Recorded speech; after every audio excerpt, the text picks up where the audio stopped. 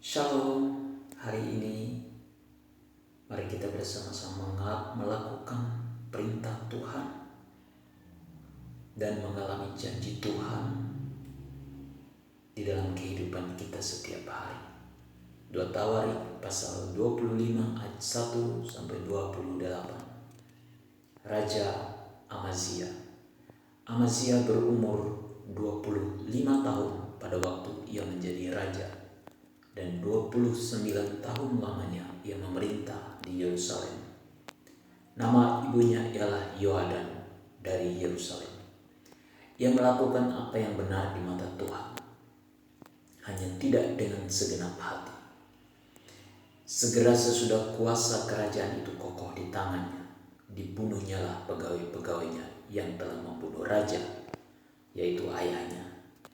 Tetapi anak-anak mereka tidak dihukum mati olehnya, melainkan ia bertindak sesuai dengan apa yang tertulis dalam Taurat, yakni kitab Musa, di mana Tuhan telah memberi perintah, janganlah ayah mati karena anaknya, janganlah juga anak mati karena ayahnya, melainkan setiap orang harus mati karena dosanya sendiri.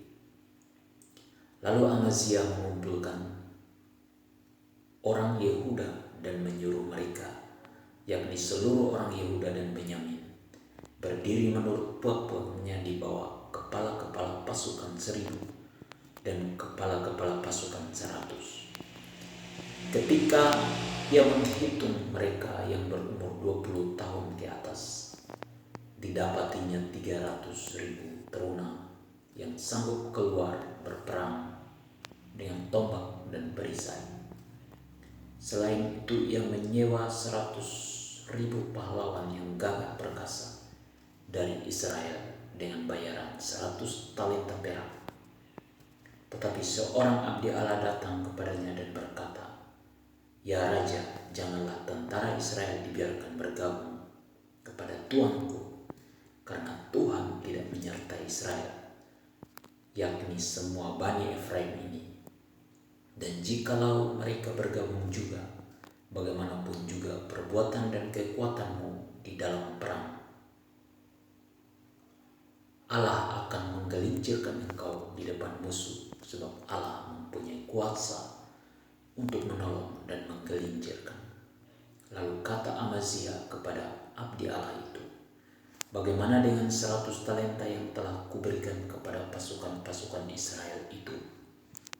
Jawab abdi Allah itu, "Tuhan dapat memberikan lebih daripada itu kepadamu."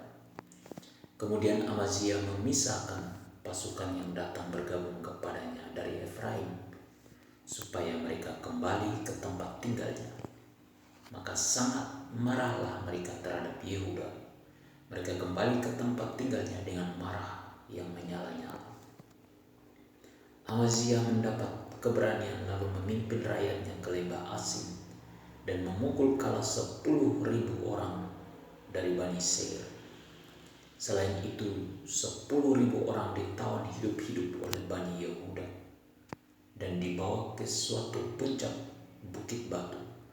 Lalu mereka dicampakkan dari puncak bukit batu itu, sehingga hancurlah mereka semua. Tetapi orang-orang dari pasukan yang dipulangkan Amazia dan yang tidak diperbolehkan ikut berperang dengan dia menyerbu kota-kota di Yehuda, dari jurusan Samaria sampai ke Bet-Horon, dan menewaskan 3.000 orang penduduknya dan merampas banyak jarahan. Ketika Amazia kembali setelah mengalahkan orang-orang Edom itu, ia mendirikan para Allah Bani Seir yang dibawanya pulang sebagai allahnya. Ia sujud menyembah kepada Allah-Allah itu dan membakar korban untuk mereka. Maka bangkitlah murka Tuhan terhadap Amazia. Ia menyuruh seorang nabi kepadanya yang berkata, "Mengapa engkau mencari Allah sesuatu bangsa yang tidak dapat melepaskan bangsanya sendiri dari tanganmu?" Waktu nabi sedang berbicara, berkatalah Amazia kepadanya, "Apakah kami telah mengangkat engkau menjadi penasihat raja? Diamlah. Apakah engkau mau dibunuh?" Lalu diamlah nabi itu setelah berkata, Aku tahu bahwa Allah telah menentukan akan membinasakan engkau karena engkau telah berbuat hal ini dan tidak mendengarkan nasihatku. Kemudian Amazia Raja Yehuda mengadakan perundingan lalu menyuruh orang kepada Yoas bin Yoahas bin Yehu, Raja Israel, mengatakan, mari kita mengadu tenaga. Tetapi Yoas, Raja Israel, menyuruh orang kepada Amazia, Raja Yehuda, mengatakan, onak yang di Gunung Libanon mengirim pesan kepada pohon aras yang di Gunung Libanon, bunyinya, berikanlah anakmu perempuan kepada anakku laki-laki menjadi istrinya. Tetapi binatang-binatang hutan yang ada di Gunung Libanon itu berjalan lewat dari sana, lalu menginjak anak itu. Pikirmu engkau sudah mengalahkan Edom, sebab itu hatimu mengangkat dirimu untuk mendapat kehormatan. Sekarang tinggal saja di rumah. Untuk apa engkau menantang malapetaka, sehingga engkau jatuh dan Yehuda bersama-sama engkau? Tetapi Amazia tidak mau mendengarkan, sebab hal itu telah ditetapkan Allah yang hendak menyerahkan mereka ke dalam tangan Yoas, karena mereka telah mencari Allah dan orang Edom. Sebab itu majulah Yoas, Raja Israel, lalu mengadu tenagalah mereka, ia dan Amazia, Raja Yehuda, di Bet-Semes yang termasuk wilayah Yehuda. Yehuda terpukul kalah oleh Israel, sehingga masing-masing lari ke kemahnya. Yoas, Raja Israel, menangkap Amazia, Raja Yehuda, anak Yoas bin Yoahas, di Bet-Semes. Lalu Yoas membawa dia ke Yerusalem. Ia membongkar tembok Yerusalem dari pintu gerbang Efraim sampai ke pintu gerbang sudut, 400 hasta panjangnya. Sesudah itu ia mengambil segala emas dan perak dan segala perkakas yang terdapat dalam rumah Allah dan yang berada di bawah pengawasan keluarga Obed-Edom, juga perbendaharaan istana raja dan orang-orang sandera. Kemudian pulanglah ia ke Samaria.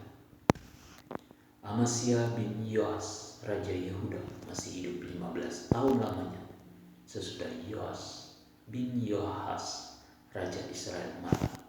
Selebihnya dari riwayat Amazia dari awal sampai akhir, bukankah semuanya itu tertulis dalam kitab Raja-Raja Yehuda dan Israel? Sejak Amazia menjauhi Tuhan, orang mengadakan persepakatan melawan dia di Yerusalem. Sebab itu larilah ia ke Lakis, tetapi mereka menyuruh mengejar dia ke Lakis, lalu dibunuhlah ia di sana. Ia diangkut dengan kuda, lalu dikuburkan di samping nenek moyangnya di kota Daud. Perintah Tuhan agar kita bertindak sesuai dengan firman Tuhan dan melakukan kebenaran dengan segenap hati. Janji Tuhan untuk kita, yaitu Tuhan punya kuasa untuk menolong dan memberkati kita. Amin. Tuhan Yesus memberkati.